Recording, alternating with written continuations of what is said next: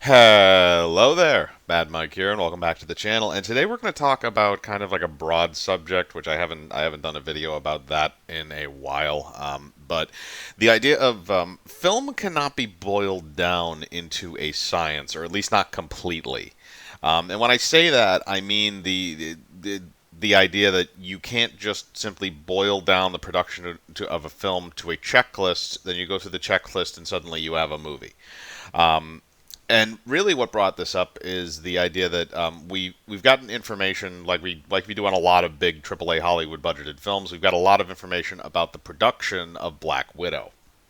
Now, one very very strange point that was brought up, which I believe originally came out of Red Letter Media, was that apparently the action scenes for Black Widow were designed, set up, and filmed, or at least completely designed and set up before the movie was even written.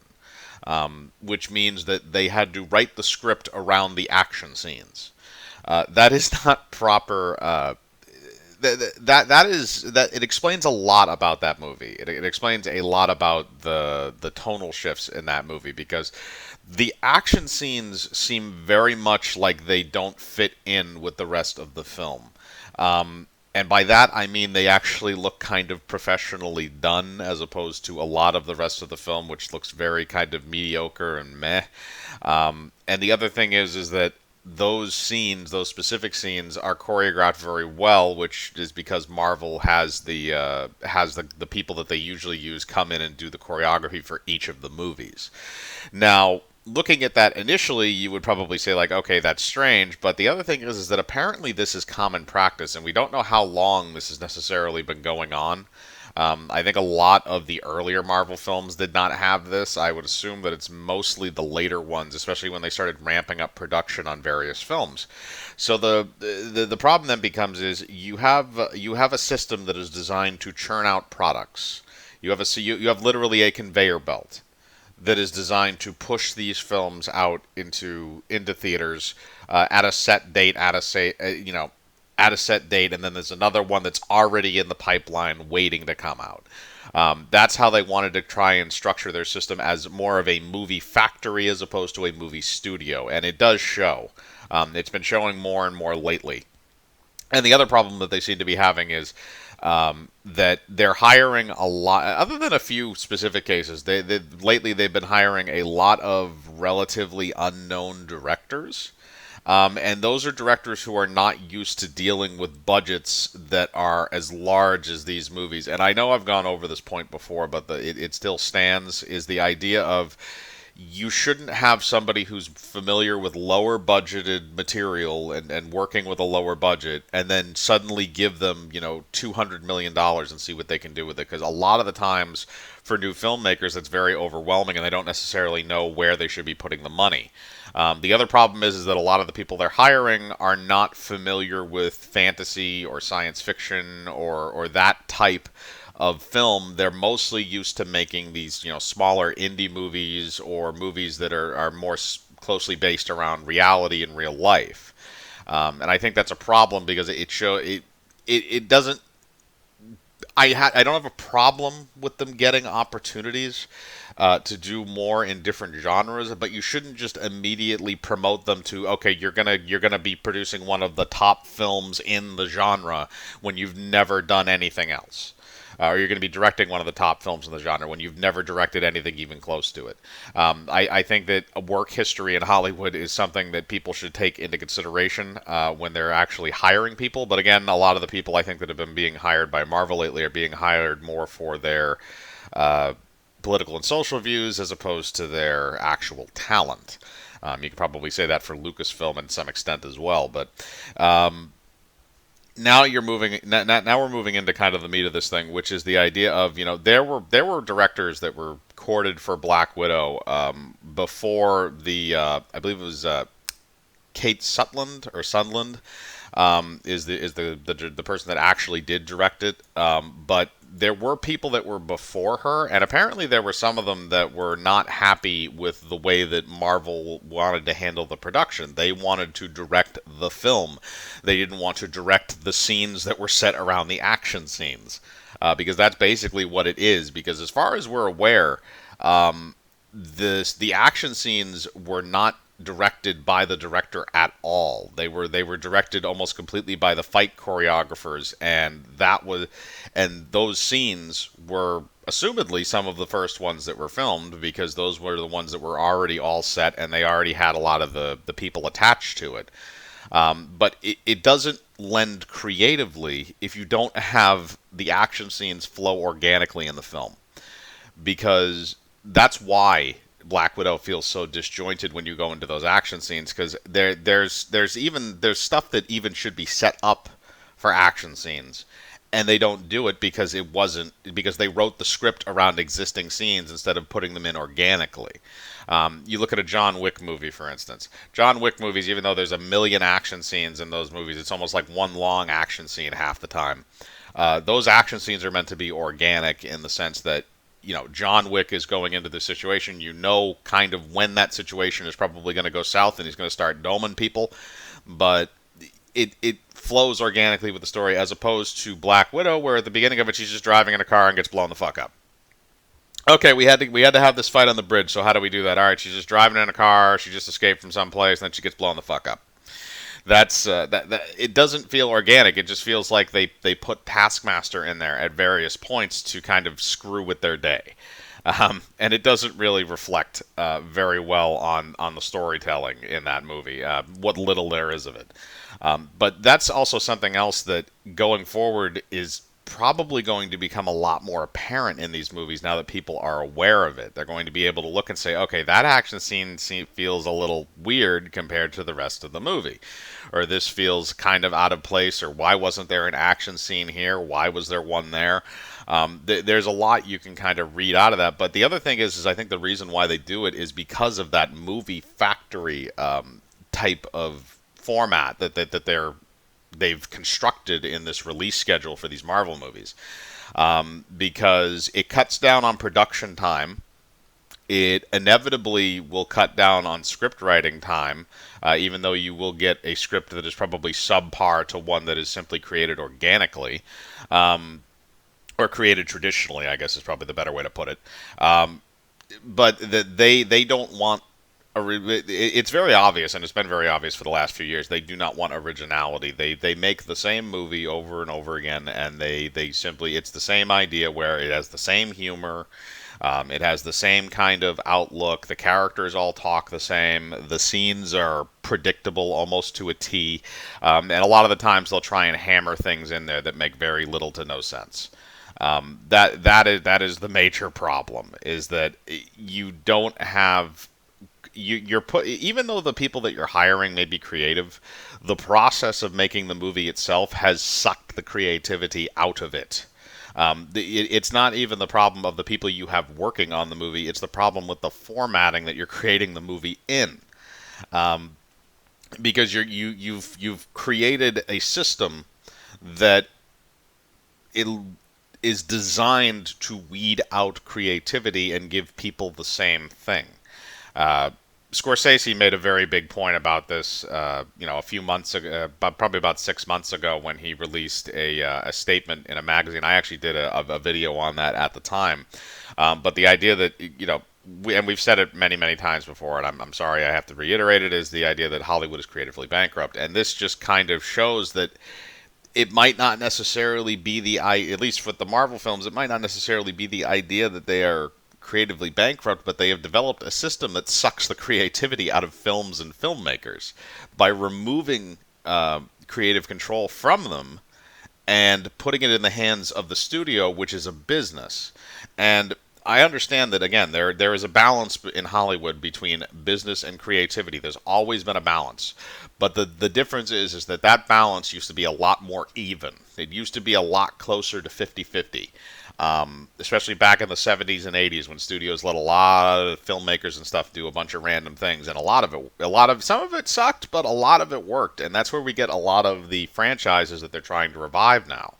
They're moving into the 90s now with some stuff, which I think is probably going to become more and more prevalent in the future. They seem to want to do about 30 years back in terms of the nostalgia drudging. After 30 years, they tend to kind of leave it be, and then they'll move on to something else. Because right now they've been farming the 80s for the last like 10 years roughly. Either rebooting franchise or redoing them, and then now they're starting to finally move into more of the 90s franchises, especially early 90s. We had another Terminator movie. They did a Total Recall remake. We've had a lot of various movies that have come out that are aping off of 90s nostalgia, in addition to the endless stream of comic book films. Uh, so it's either it's one of two things. They're taking a story that was already made and they are trimming down the production so that the story is not changed, and then they are putting the story into the film and then making the film. It's almost a copy paste or an ad lib version of making a movie, which is disturbing when you think about the kind of creativity that is required to even make a film. The intricacies and stuff that are involved in actually making a movie and getting people in there that can do that is difficult. In terms of getting people in there that can do it well, but the difference is that you can have people around those directors and those producers and other people. You can bring in the right people to help that project along, even if you have a director who is not extremely experienced. A lot of the times you will have executive producers that will come in that are a lot more experienced or that are directors themselves, and they will kind of help that person along. Unfortunately, a lot of the times that winds up being the case where they say, oh, this guy directed it, but in reality it was this guy because it was a ghost directing type of thing. A lot of people have said that about Poltergeist with Steven Spielberg and Tobe Hooper because of the tone of that film. I think Spielberg's tone does bleed into it a bit, but it ultimately it is Tobe Hooper's film. He has the film credit, unless they release something that says this person literally ghost directed this film and they just slapped this name on there. Because they either didn't want it, that the director themselves either didn't want association, or they wanted to give this particular director a bit more of a career boost. Which, again, that's just that's just something that's an industry thing which has happened for years. But I think a lot of the times if people assume it rather than having it rather than people saying after the fact that this was the case. But that's the thing, is that Marvel does not put experienced people in terms of executive producer positions that are there to cultivate those younger directors and help them to create something that is original and new. Instead, they have people there that are basically put in the upper echelons to dictate to them the stuff that Disney, the studio, wants, which again that's mainly the job of a lot of that is the job of a producer is to kind of be a liaison between the creative side, which is the director, and the business side, which is the studio. But at the end of the day, the producer is also supposed to kind of have the back of the director. That's really why they're there. You kind of have two different forms of producers. You have producers that drift more towards the directors, which are usually the ones that cultivate the better works. And then you also have the producers that drift a little bit more towards the studio. And the problem with the studio drifters is that a lot of the times they will simply say, like, okay, this didn't work because X, Y, and Z. We need to change it for this reason, or we need to change it because that joke won't fly in China, or we need to change it because of this. Those are your studio executives. Those are your studio producers. Those are the people that come in and all they do is they toe the studio line and they say, nope, that won't work, that won't work. You got to change that. You got to change this. Whereas the directors, especially with executive producers that are former directors and stuff like that, Mel Brooks has done a lot of this. A lot of other really famous directors have done this in the past, where they go into producing and they kind of cultivate younger talent.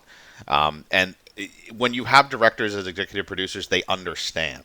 When you have a studio executive as an executive producer, they do not fucking understand. And it's because they come from two very different backgrounds. Directors, their entire lives are built around creativity. Their entire livelihoods are built around creativity. Studio executives, for the most part, are built around numbers and business. And again, I don't think that should be differential in the case, but you need to have a good mix of those producers on set. And I don't think Marvel has done that for the most part. I think what Marvel has done is they have cultivated that very business-like executive atmosphere in terms of doing their movies. Like if you want to go do a Marvel movie, it feels like they're going to give you a sheet of paper and they're going to say this is the checklist. You need to make sure everything on the checklist is checked off, and then the movie. And I understand that, especially for that people are getting hired to do a certain job. You're not getting hired to do, you're not pitching a movie to them and then they're going out and make it, and then you're giving them, and then the studio is giving them the money to go out and make the movie. This is the studio is seeking out this director to make this film, and they are paying you for a contract job. That's more or less what it is. But at the same time, they're also paying them for their creative input. They're paying them to do what they do as a director, which again is based entirely around creativity. So there's a lot going on at Marvel, but the whole thing with the filming the fight scenes beforehand and all that crap that is involved in what they seem to be doing as producers, in order to cut down on production time, so it's literally almost like when you think of like, okay, a factory's efficiency rating. That's what they're doing, is they're trying to cut down their efficiency rating and churn these films out, again, like an assembly line, which has fucked them now because there's so many movies that are now stuck in the pipeline because of the coronavirus thing. They have 4 or 5 projects that I think are completely filmed and on the shelf, and they just can't release them because of the order of things. They just released Black Widow. That was supposed to come out over a year ago. You still have Shang-Chi, which is in the pipeline. You still have Eternals, which is in the pipeline. I believe both of those have finished principal photography. The new Spider-Man, which just got filmed. They're filming Doctor Strange in the Multiverse of Madness now. Thor: Love and Thunder has been filming for a while already. I mean, there are so many fucking movies that they have just backed up on that assembly line. And that is the major problem with doing things like that, instead of taking it, 1 or 2 movies at a time, is if you fuck up, if there are production issues, which inevitably there will be. I mean, I've always heard of film sets being described as controlled chaos. And I've never really thought of that as something that is particularly efficient in some way, although they are trained to be as efficient as possible with their time, which does make sense because time is money and it is a movie and you are on a filming schedule, which again, like I said, that all makes sense. You have to make sure that you're using the best of the time you have, and there are certain limits when you are producing a movie as far as production schedule. But Disney and Marvel have boiled it down to the point where it's no longer an organic process that people can do over a period of a little bit longer time. They're compressing these things. And Lucasfilm did similar stuff at the end of the Star Wars movies, where they compressed that production on Rise of Skywalker to the point where they actually went into principal photography without a completed script. And it showed. Let's be honest, it showed. And then you have weird things like the polar opposite, where they try to stay hands-off with, like, Rian Johnson, where he was just allowed to run amok. And Marvel supposedly is also trying to do that now, too. They're putting out, like, we don't have our actors sign these big multi-picture deals and stuff like that, which that seems counterproductive to what they're doing anyway. But regardless, Marvel just seems like a train wreck right now. The movies, the Black Widow was not good. I don't expect Shang-Chi to be good. I don't expect Eternals to be good, because they couldn't even salvage enough from Eternals to make a decent trailer. Then the movies that are further down the pipeline, what do you have? You have a PG-13 Blade film that nobody's going to fucking watch because it's PG-13. You're developing Deadpool 3, which, again, you replaced the original writers with writers from Bob's Burgers. So we'll see how that winds up panning itself out. I don't know if that's going to be any good. It probably won't be, although I hope to God Ryan Reynolds has some ad-libbing in that movie to at least make it enjoyable to some extent. I did enjoy the video they put out a couple days ago with Deadpool and Korg. That was kind of funny because they were mostly just ripping on Disney and studios. So all of that stuff. And then what else do they have coming up? They have they're trying to push out Black Panther 2. Because they need to make more money off that, and I'm sure they'll do something or other with that because they want to keep that franchise going, even though Chadwick Boseman has passed away. And the Captain Marvel sequel, where they're combining the Monica Rambeau character, the Carol Danvers character, and the Kamala Khan character into one film, which, again, that sounds like a clusterfuck, even though you got 2 television shows leading into it. A lot of their future movie projects do not look terribly promising. Even the ones that are already in the can, Thor: Love and Thunder, a lot of people got turned off by the whole Jane Foster thing. I'm curious to see Christian Bale as Gore the God Butcher, but outside of that, there's really not much interest in that movie. And the fact that Taika Waititi is coming back, because I do like Thor Ragnarok. And then you go into stuff like... oh god, there's so many goddamn movies. And then you go into stuff like Spider-Man No Way Home, which is supposed to lead into Doctor Strange and the Multiverse of Madness. Doctor Strange is the only one that I think might be kind of interesting because Sam Raimi is at the helm. But again, I have a fear that the executives there are going to rein him in a lot. So I don't think we're going to get full Sam Raimi, which is sad because I love it when they just let him go nuts, because usually that's when he does his best work. And the other thing is they're not going to let him, beat up the characters. Let's put it that way. If you remember, like in the Spider-Man films, Sam Raimi gave brutal throwdown fight scenes, especially in that first movie where Spider-Man and Green Goblin are fighting in that like abandoned building near the Brooklyn Bridge after all the combat and stuff happens, and Spider-Man just gets a goblin bomb to the face. And you're just, oh my god, like it's brutal when you watch it, but it's a great fight scene. It's one of the best fight scenes in superhero history. Is Spider-Man versus the Green Goblin in that first film. And then, of course, they wind up topping it in the second one with Spider-Man versus Doc Ock, where that battle is, again, it's a bit more even. It's not as brutal, but it's still really good. It has a bunch of great moments in it. And then Spider-Man 3, I'm not even going to go into that. But regardless, Sam Raimi does like to beat up his characters quite a bit, especially, you can look back at Evil Dead and stuff for all that, too. I don't know if they're going to allow him to do that as much in this film, because a lot of Marvel characters, unless it's like a specific situation, like when Tony Stark died in Infinity War in Endgame, where the side of his face was all fucked up because he used the Infinity Stones and did a snap. If it's a situation like that, they'll let it go usually, but outside of that, they're probably not going to let it get too rough and tumble, which is sad. And like I said, there's a bunch of those type of films that are going to be coming out in the near future. They still have the Fantastic Four reboot, which is on the table. Ant-Man 3, which is supposed to have the Kang actor in it from the end of Loki. He was also the lead in Lovecraft Country, which got canceled. Thank God I don't have to watch that anymore.